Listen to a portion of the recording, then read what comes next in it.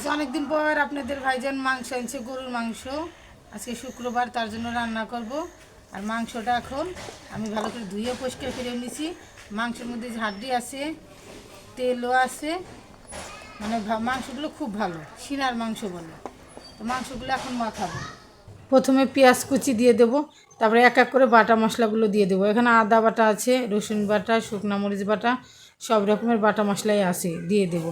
আর হলুদের গুঁড়া, মরিচের গুঁড়া দিয়ে সব কিছু দিয়ে ভালো করে হাতে মাখিয়ে সব মশলা দিয়ে হাতে মাখিয়ে আধা ঘন্টা রেখে দেবো।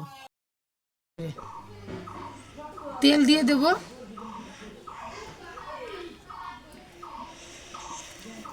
এখানে সব রকমের মশলা কিন্তু দিয়ে দিছি, আদা রসুন বাটা সব কিছু বাটা দিয়ে দিছি, শুকনো মরিচ বাটা। এখন ভালো করে হাতে মাখাবো, এমনভাবে মাখাবো যেন দেখেই খেতে ইচ্ছে করে।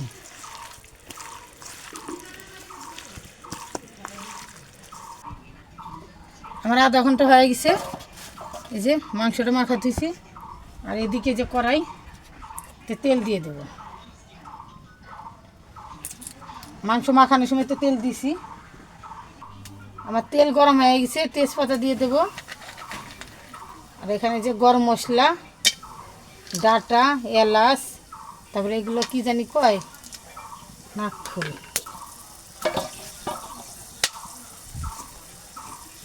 এখন এই যে মাখানো মাংসগুলো দিয়ে দেবো।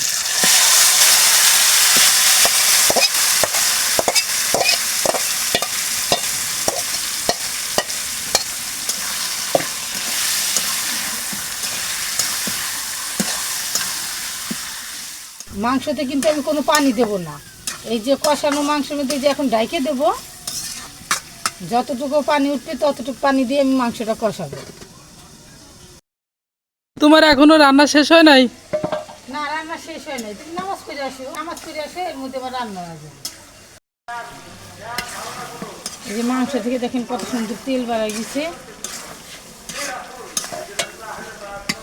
আর এখানে কিছু আলু দেবো, আমার বড় আলু নাই, সাথে ছোট আলু আছে, আর বড় আলু দিয়ে দেবো।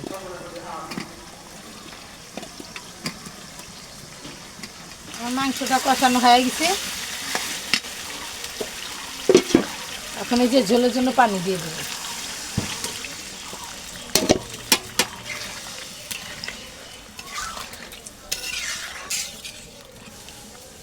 সেদ্ধ হওয়ার জন্য ঢেকে দেব। আমার গরুর মাংসটা প্রায় রান্নার শেষের দিকে, এখন একটু জিরে গুঁড়া দিয়ে নামিয়ে ফেলবো।